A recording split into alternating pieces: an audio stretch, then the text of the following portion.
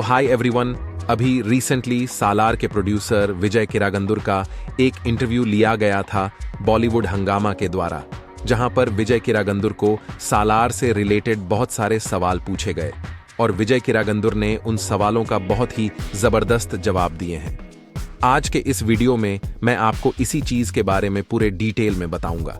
लेकिन दोस्तों, वीडियो में आगे बढ़ने से पहले मेरी आप सभी से एक छोटी सी रिक्वेस्ट है। अगर आप इस चैनल पर पहली बार आए हैं तो प्लीज हमारे इस चैनल मूवी अपडेट्स न्यूज को सब्सक्राइब जरूर कर लें, ताकि जल्दी से जल्दी हमारे भी 1000 सब्सक्राइबर्स कंप्लीट हो जाएं। तो दोस्तों, चलिए वीडियो में आगे बढ़ते हैं। तो उनसे सबसे पहले पूछा गया कि जब होम बाले फिल्म्स द्वारा किसी फिल्म को प्रोड्यूस किया जाता है तो ऑडियंस में बहुत सारी एक्सपेक्टेशंस होती हैं उस फिल्म से। तो क्या आप सालार के लिए सभी क्षेत्रों के ऑडियंसेस की इस तरह के एक्सपेक्टेशंस का प्रेशर फील करते हैं? तो इसके जवाब में विजय किरगंदुर कहते हैं, ऑब्वियसली प्रेशर है।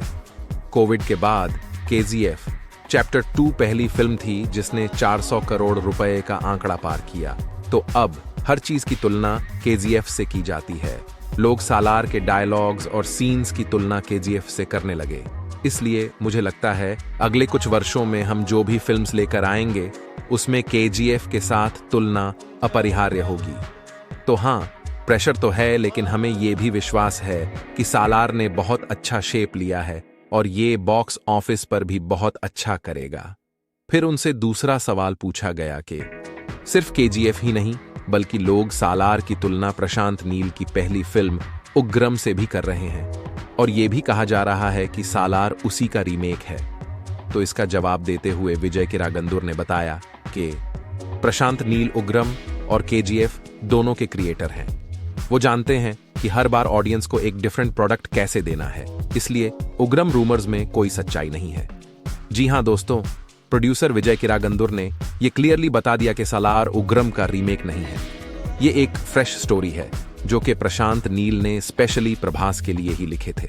अगला सवाल था कि फिल्म के लीड हीरो प्रभास को ट्रेलर में इतना लेट, यानी लगभग 2.5 मिनट बाद इतने कम समय के लिए दिखने के पीछे क्या वजह है?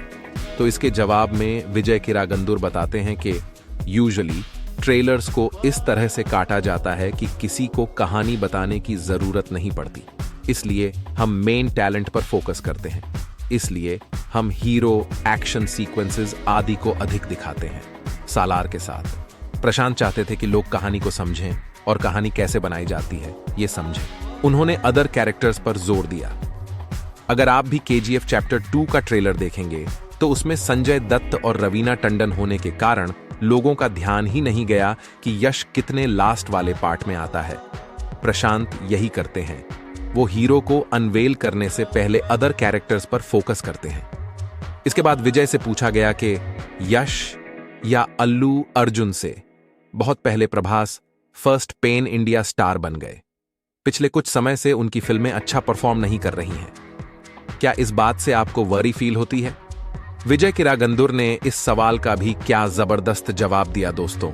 उन्होंने जवाब देते हुए कहा कि हम किसी स्टार की 1 या 2 फेलियर्स को एज अ रेफरेंस नहीं देखते हैं। हम उनके सक्सेस को एज अ रेफरेंस देखते हैं और फिल्में बनाते हैं।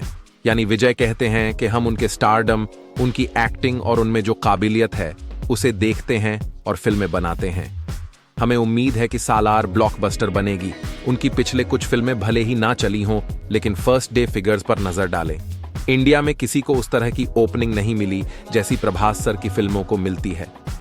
क्या जवाब था दोस्तों?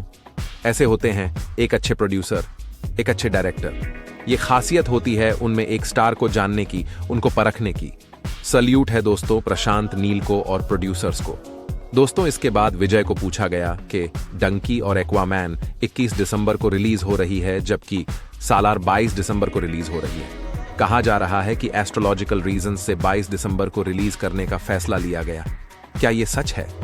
यानी उनसे पूछा गया कि इस डेट को डंकी और एक्वामैन भी आ रही है, इसके बावजूद सालार को इसी डेट पर रिलीज करने और डंकी के साथ क्लैश करने के पीछे क्या वजह है? तो विजय ने बताया कि यस, हमने अपने बिलीव्स के बेस पर डेट की अनाउंसमेंट की। तो हाँ, हम कुछ एस्पेक्ट्स पर बिलीव करते हैं। हम हमेशा पिछले 10-12 साल से अपनी डेट्स इसी तरह से प्लान करते हैं और आगे भी ऐसा करेंगे। इस तरह हमने 22 दिसंबर की अनाउंसमेंट की और फिर हमने एक दिन भी आगे नहीं बढ़ाया। हालांकि डंकी और एक्वामैन 21 दिसंबर को आ रहे हैं, लेकिन हमने अपनी फिल्म को पोस्टपोन या प्रीपोन नहीं किया। यानी दोस्तों, वो अपने डेट्स के हिसाब से ही चलते हैं और चुने गए डेट्स पर ही अपनी फिल्म्स को रिलीज करते हैं, चाहे सामने कोई भी बड़ी फिल्म क्यों ना हो। वो ये भी कहते हैं कि हम भी किसी फिल्म के साथ क्लैश करना नहीं चाहते थे और मैं भी डंकी फिल्म देखूंगा। और विजय ने कहा कि हमें एक दूसरे के फिल्म्स को सपोर्ट करना चाहिए और प्रमोट करना चाहिए। हमें एक दूसरे की फिल्म्स की रिस्पेक्ट करनी चाहिए। तो दोस्तों, ये कुछ सवाल के जवाब थे जो विजय किरागंदूर ने इस इंटरव्यू में दिए थे। आई होप कि इस वीडियो से आपके काफी सारे डाउट्स क्लियर हो गए होंगे। सो दोस्तों, आज के लिए बस इतना ही। बाकी आपको इस बारे में क्या लगता है और आप सालार के लिए कितना एक्साइटेड हो, कमेंट करके जरूर बताना। अगर आपको वीडियो अच्छी लगी हो तो वीडियो को लाइक और शेयर जरूर करें। और अगर इस चैनल पर पहली बार आए हैं तो प्लीज हमारे इस चैनल मूवी अपडेट्स न्यूज को सब्सक्राइब जरूर कर लें, ताकि हमारे भी जल्दी से जल्दी 1000 सब्सक्राइबर्स कंप्लीट हो जाएं। Bye bye, take care. मिलते हैं अगले वीडियो में।